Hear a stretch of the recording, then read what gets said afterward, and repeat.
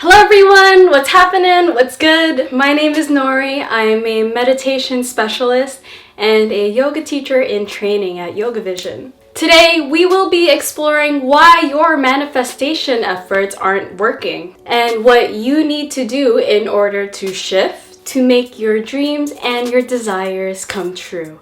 So, I know there's a lot of manifestation videos out there, and I find that they regurgitate a lot of the same information, like keeping a positive mindset or staying in a high vibration. But I'm here to say that's all crap.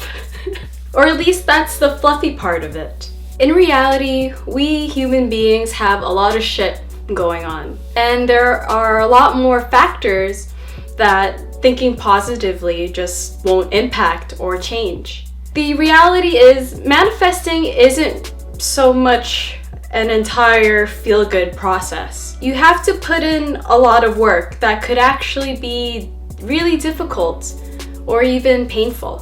1. Your ego gets in the way. Now, I know that the ego gets a bad rep, but it's not something that you can completely destroy. KAHN has a really great video on integrating your ego.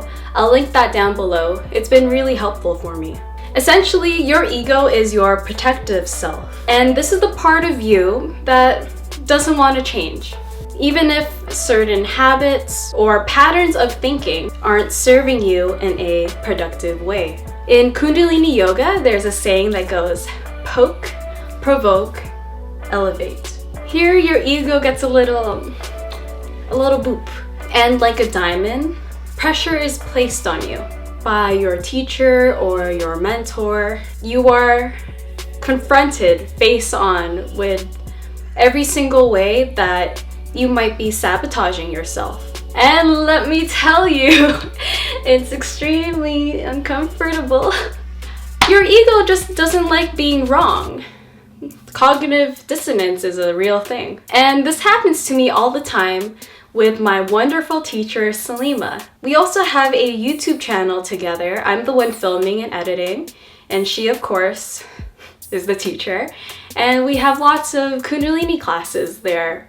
So if you are interested, I will also link that down below. When I first began working with her, I struggled with a victim mentality. I had all these stories in my head as to why I was having a hard time meeting her expectations. Oh, it wasn't my fault. See, my ex used to yell at me for smiling, and now whenever I smile, I get anxiety, and then whenever I get anxiety, I start to cry, and then I can only lay in bed and do nothing.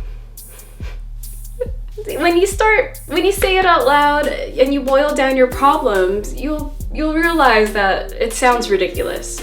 But when you do the work to rid yourself of all the reasons of why you cannot, you let go of your shit, which is your extra baggage. Doing so allows you to elevate and to take yourself to the next level. A student-teacher relationship is pretty rare nowadays. Think about Karate Kid or Demon Slayer. It's that stereotypical sensei and their student, and the sensei is putting their student through all these difficult tests and trials, such as pushing them off a waterfall to let them swim. Usually in these movies or shows that depict this sort of relationship, you can see the struggle of the student to the point where the student wants to quit. And it's literally exactly like that. I'd be lying if I've never gotten to that point where I just wanted to give up because I felt so shitty about myself. Usually by the end of the training, the student has so much respect for their sensei, and it's because of how far they've come. They're filled with gratitude and love for their teacher because their teacher believed in them and their development. If you cannot find a spiritual teacher,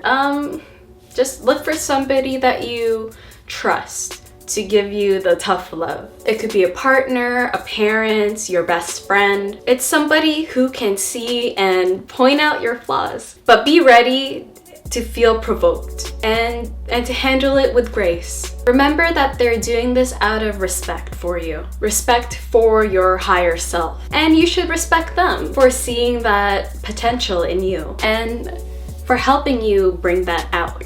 Someone with a Scorpio moon or their Venus in Virgo would be great for this because it would come so naturally to them. Number 2, it's not for you.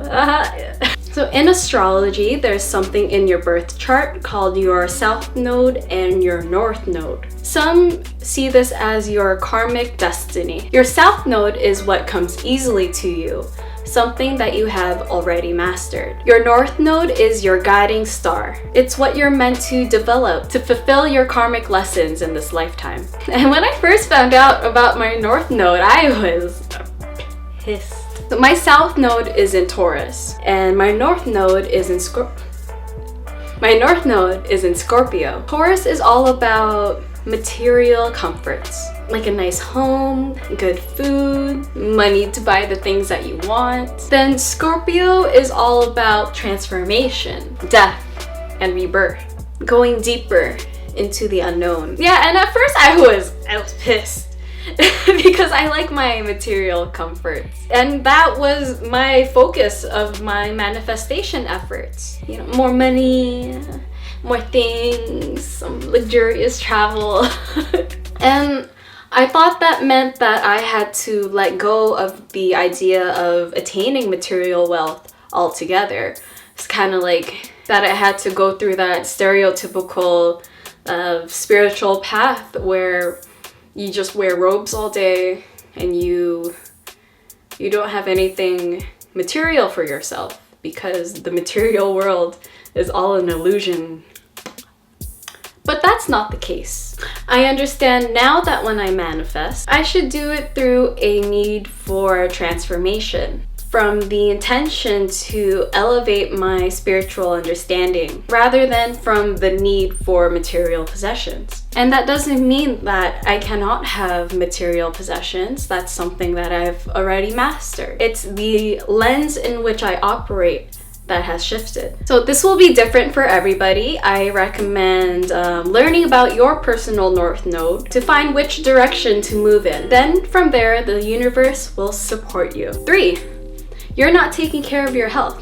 So what does your body and your mind, mental health, have to do with manifestation? There's a book called When the Body Says No by Dr. GABOR, MATÉ, which explores how the body holds on to tension and to pain, which eventually leads to disease and illness. And this is related to my first point. We carry a lot of shit, and when this shit is left to fester, we can become sick and experience pain within the body. If you consider your body a vessel and your vessel is clogged with junk, things are unable to move through it, right? So energetically speaking, it's more difficult for the flow of universal abundance and creation to flow through you if you're not taking care of your body and mind. Think of your mind and your body as an instrument, and you need to tune instruments, correct? This could be a situation where you're super goal-oriented, you're all about the work and that productivity, and you're constantly drinking caffeine and you get very little rest because you gotta chase that bread. Caffeine. But this isn't about blaming yourself for your health issues, but it's more about the care and the effort that you put in to manage your current setup. Think of it like taking your car to maintenance so that it can run smoothly without breaking down on the highway. In my personal opinion, I think physical exercise works best to release tension and stress from the body. And it doesn't have to be yoga or weightlifting.